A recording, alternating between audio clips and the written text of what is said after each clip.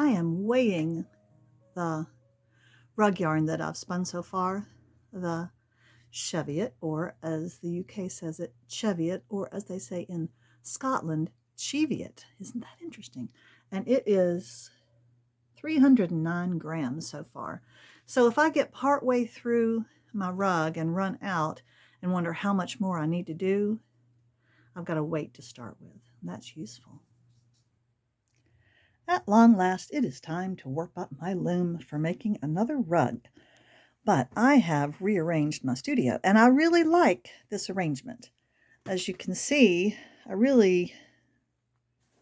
don't know if I can set up my loom on this dresser anymore, because when it is extended, when the warp is extended over there in this area, I won't be able to get around to the other side because now my sewing machine is over there. I kind of have a line of sewing machine and desk here. So I'm going to clean all of this off, and I think I'm going to put my loom on top of my sewing machine and have the warp extend this way. It's really time to start weaving so I can spin up more of that fiber over there, because it is really taking up some space. All right, so time to clean this off, and then we will try to get it warped up.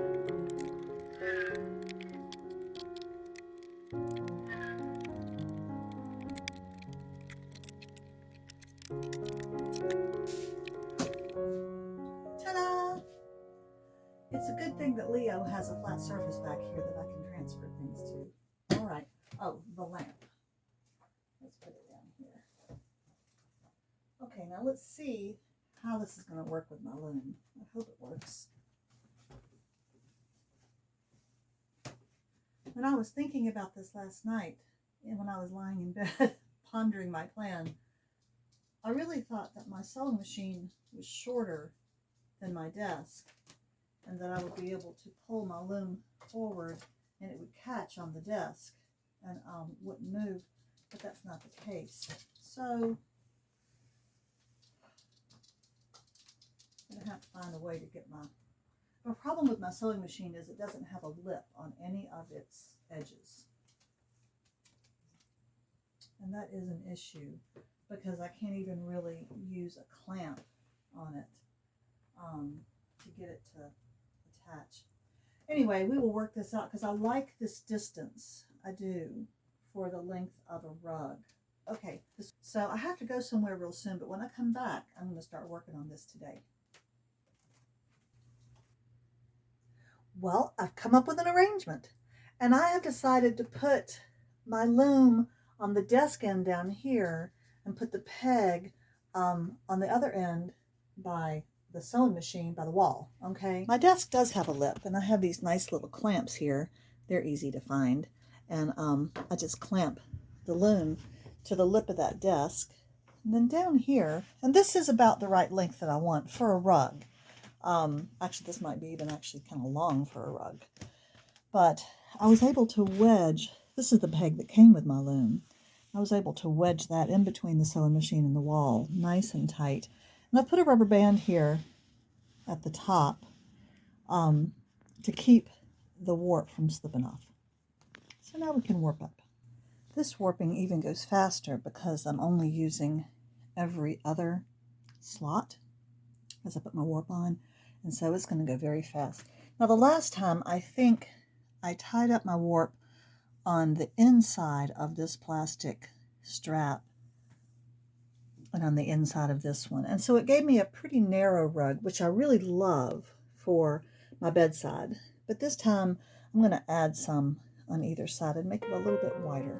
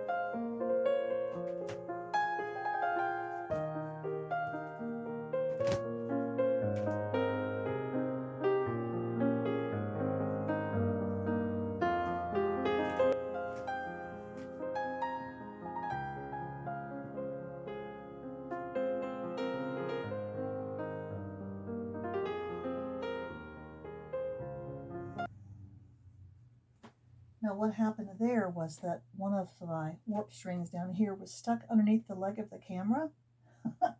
And so then when I freed it from underneath the leg of the camera, I had a whole lot extra, and I had to go back, and it's just easiest to do it up here and to just pull one at a time as you go down. And you're not trying to really, as I've said before, you're not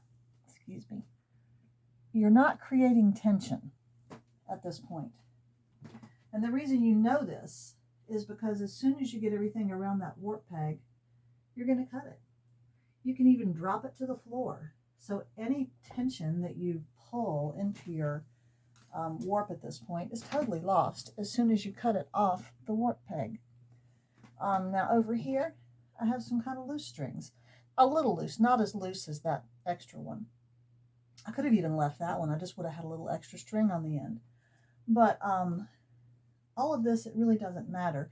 It means my strings will be slightly different in length after I cut it. But I could even trim them up to the same length then.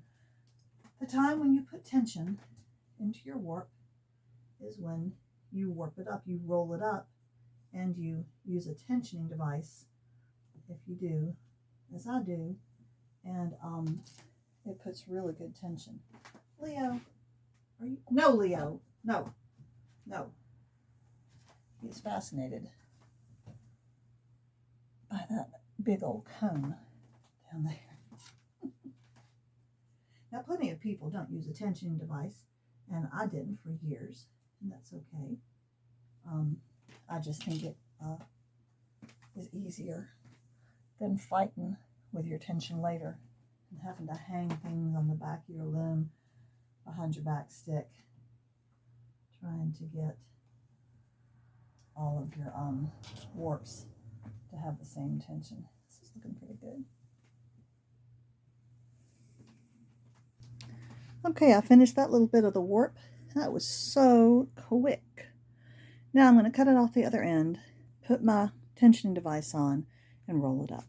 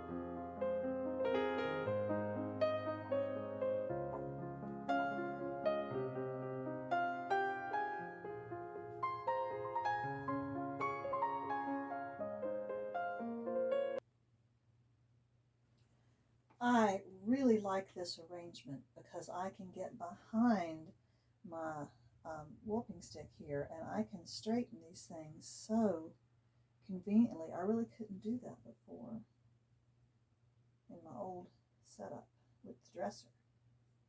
Now I know some of you are like, why doesn't she get a loom stand? But I've never really wanted one. And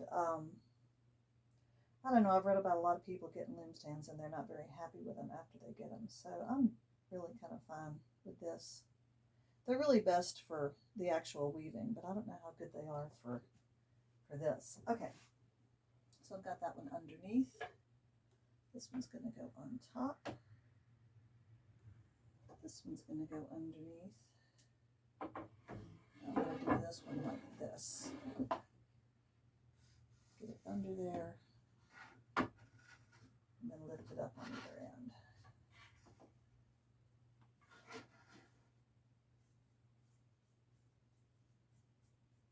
Should have done that one with that blue one too. But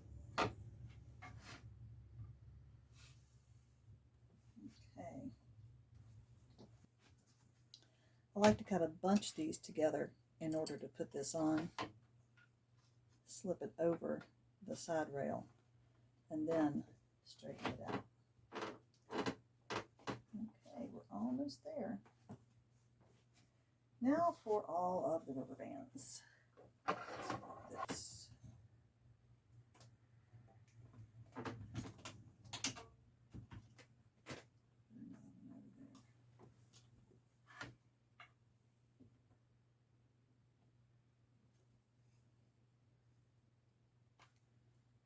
I'm going to do this one first.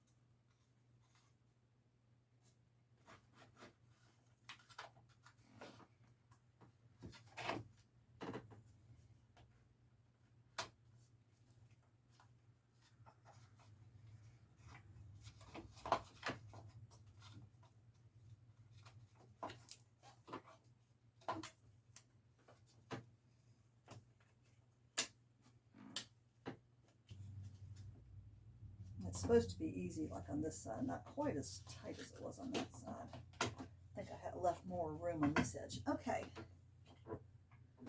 So, 4 tensioning rollers. A warp. Now that may seem rather involved to some of you, and I understand it is, but I personally think it's worth it. Okay, so let's do a little rolling up. It can be important to strap down these side rails because you don't want this to pop off of here. You want it to stay secure. How nice that is. Just feel the tension.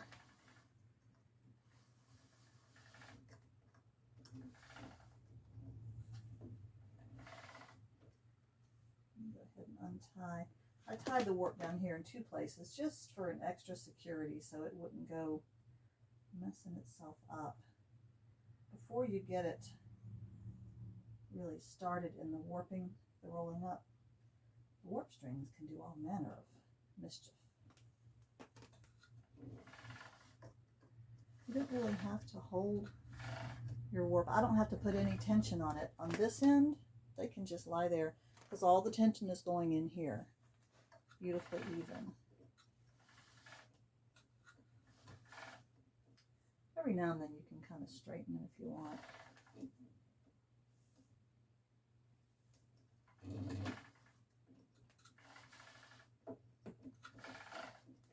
I really think this is going to be more warp than I need.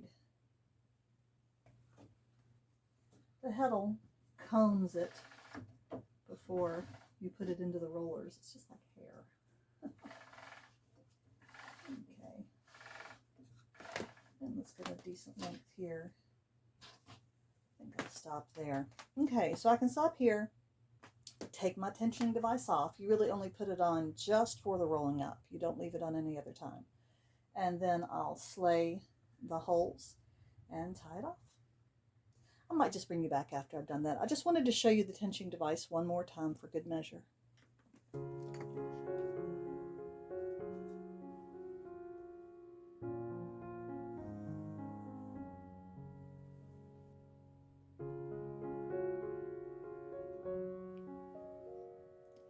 Now here's a little something I'm doing for the first time. When I did my knots in my after I slayed my warp and now I'm putting my knots in, I did them really, really loose, and then I'm suspending a yardstick in here between the upper and lower sheds. Okay, and I tied the ends, the knots on the ends first so that it would just rest on those knots. And now I'm going back and I'm cinching up these knots. Since they're loose, I can still work with them, and I'm pushing them up to the yardstick. Now I'm sure it won't be perfect, but I'm hoping it will be much more consistent than my knotting has been in the past. Sometimes you end up with knots all along, and That's the reason that you end up needing so much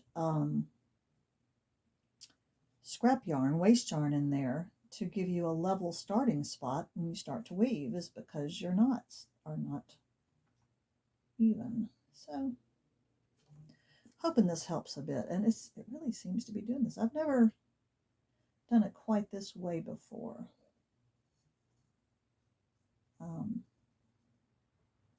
Kind of tried to do it, but I was always doing it standing up because I had my loom on the dresser, and so it was just harder to do the yardstick there, but it's easier to do it here. I really have my loom at a kind of a steep angle on the desk. A little bit short on twine on this end, so I'm going to tighten it up a little bit. Have more. Of course, you can always adjust this by moving your back stick or front stick or whatever you want to call the stick.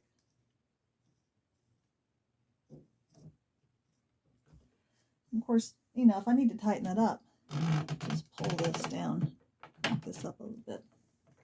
Boy, that's one of the most even knottings I've ever had on my work. Okay, so looking pretty good here.